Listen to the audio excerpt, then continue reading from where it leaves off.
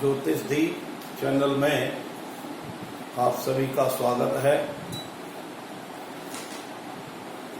ज्योतिष दीप चैनल के माध्यम से आप विवाह के विषय में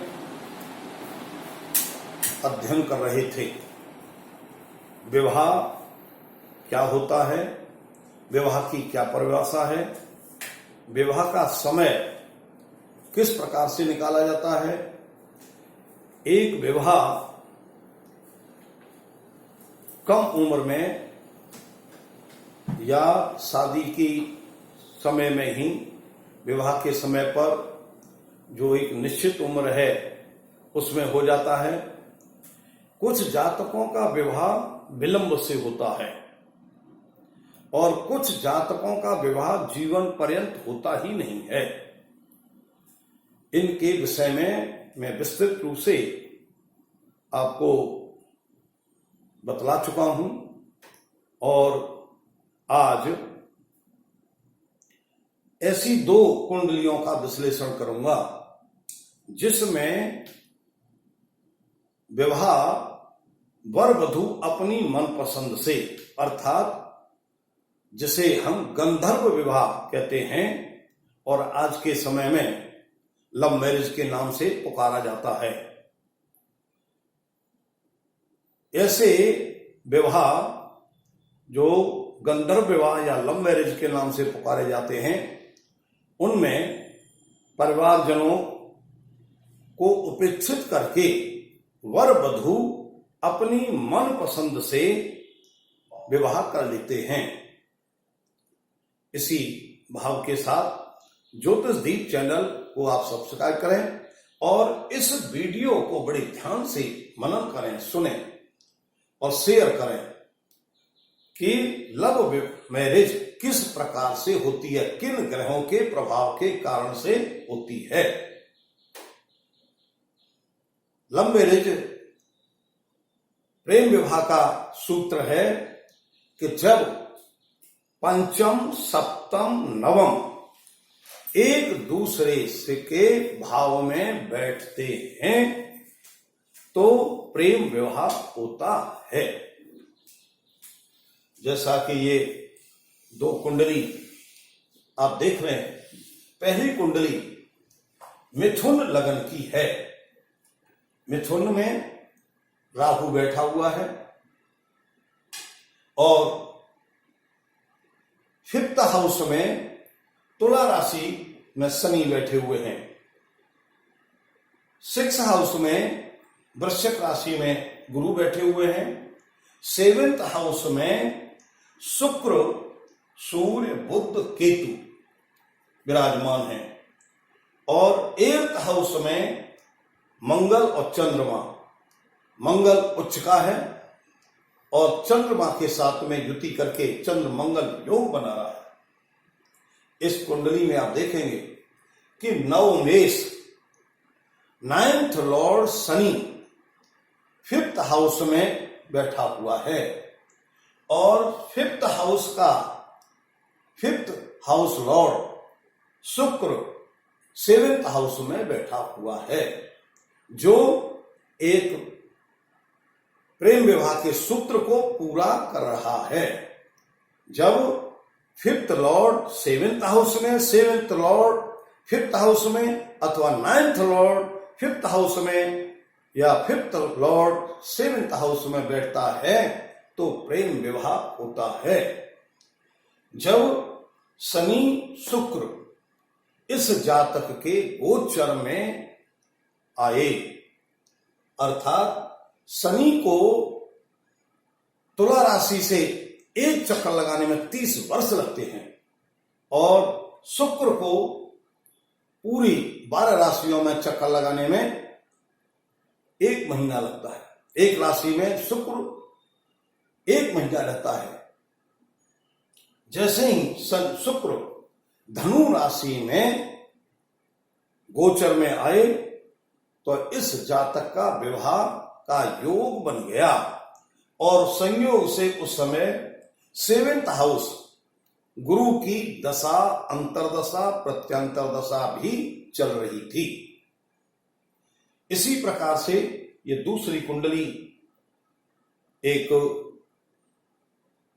फीमेल जातक की है, ये भी मिथुन लगन की है और इसके भी इसी प्रकार से 9th Lord Shani 5th house में बैठा हुआ है और 5th हाउस लॉर्ड जो है 9th हाउस में बैठा हुआ है और 7th हाउस में स्वराशि का बृहस्पति बैठा हुआ है। जैसे ही इनकी भी गोचर में गुरु यहां पर आए धनु राशि में और शुक्र जो है जैसे ही इस राशि में आए अपनी राशि में, तो इस जातक का भी विवाह योग बना। दोनों जातक मिले और मिलते ही इनका प्रेम संबंध हुआ और माता पिता से अलग होकर के, माता पिता को न बतला करके इन्होंने स्वेच्छा से शादी कर ली, कोर्ट मैरिज की और आज जो है ये अपने दाम्पत्य जीवन को बड़े आराम से चला रहे हैं।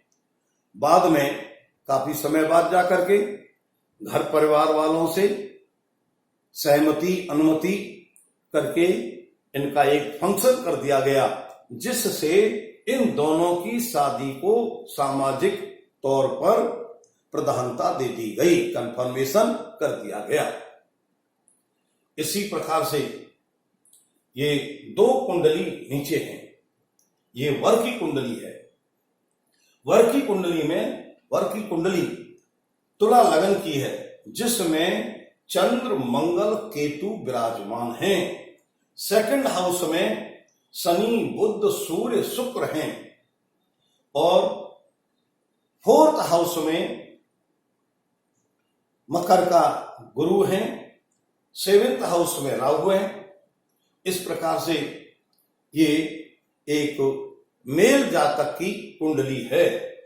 इसमें आप देख रहे हैं कि 5th लॉर्ड शनि और 9th लॉर्ड बुध, 5th लॉर्ड और 9th लॉर्ड दोनों के दोनों परिवार में, 2nd हाउस परिवार है, परिवार में विराजमान हैं, बैठे हुए हैं, जिनके साथ में लग्नेश शुक्र भी बैठा हुआ है और लग्नेश शुक्र जो है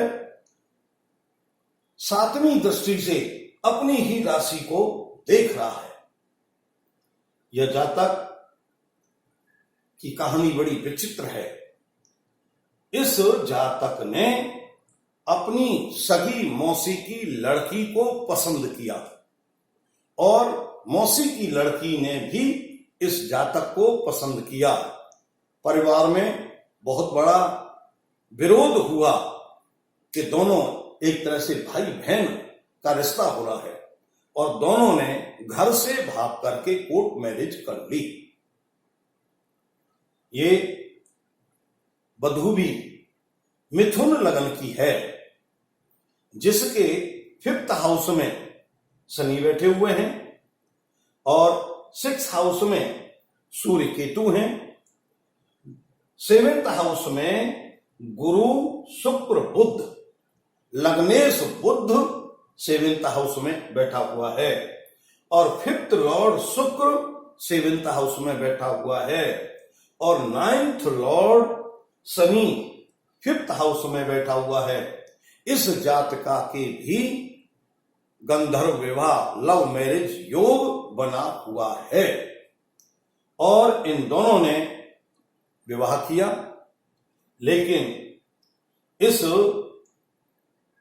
दोनों की राहु जातक के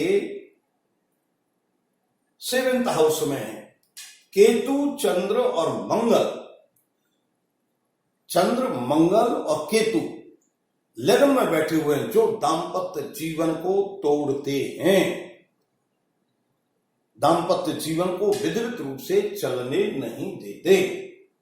और जो चंद्र मंगल केतु 7वीं दृष्टि से मंगल अपनी ही राशि को देख रहा है और मंगल की राशि को राहु पापाक्रांत कर रहा हुआ है।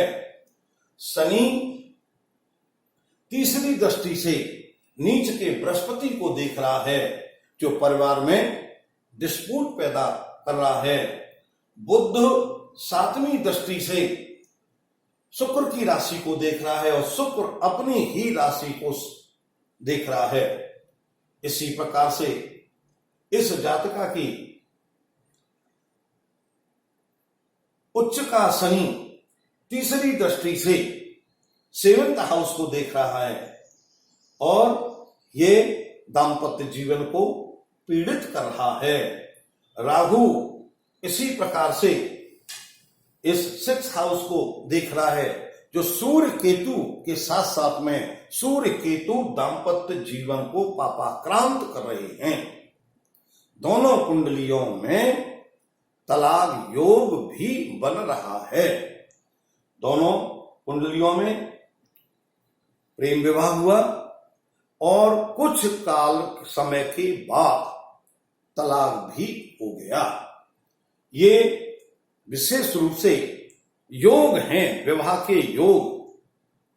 जैसा कहा जाता है जन्म मरण परण, ये जन्म का योग परण का योग कभी टलते नहीं हुए और तलाक का योग भी था, तलाक भी हो गया। इस प्रकार से आप देखते हैं कि ये चारों कुंडलियां गंधर्व विवाह की चौंकाने वाली कुंडलियां हैं।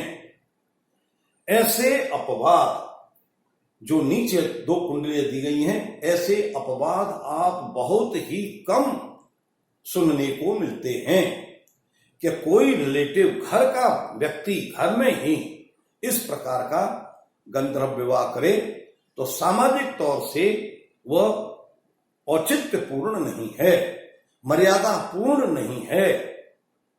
लेकिन इन दोनों वर वधू ने समाज की प्रतिष्ठा को तोड़ करके, मर्यादा को तोड़ करके, परिवार की मर्यादा को तोड़ करके और माता पिता के का विरोध करते हुए विवाह किया और फिर दाम्पत्य जीवन से पीड़ित होकर के अलग अलग हो गए। ये बहुत ही विचारणीय बिंदु है। यदि किसी भी जातकों को विवाह से पूर्व ये पहले समझा दिया जाए और उसका परिहार कर दिया जाए तो हो सकता था परिहार करने पर ये विवाह पहले नंबर होता ही नहीं, और होता तो फिर टूटता नहीं। किसी भी विवाह होने के बाद में टूटना, दाम्पत्य जीवन का बिगड़ना बहुत ही अशुभकारी होता है। यदि इन दोनों वर वधू को यह निश्चित तौर से बतला दिया जाता कि तुम्हारा जो गंधर्व विवाह है वो सक्सेसफुल नहीं होगा, इतने समय बाद जाकर के टूट जाएगा, उसका ये परिहार कर लेते तो या तो ये विवाह नहीं होता अथवा या तलाक नहीं होता। लेकिन मनमर्जी से किया गया, इसका कोई परिहार नहीं किया गया, इसका कोई उपचार नहीं किया गया, जो आज तक दोनों वर वधू पीड़ितावस्था में हैं और रहेंगे। इस मूल उद्देश्य को समझते हुए भगवान उन दोनों का कल्याण करे और आपका भी कल्याण हो, इसी भाव के साथ में कल्याणम अस्तु।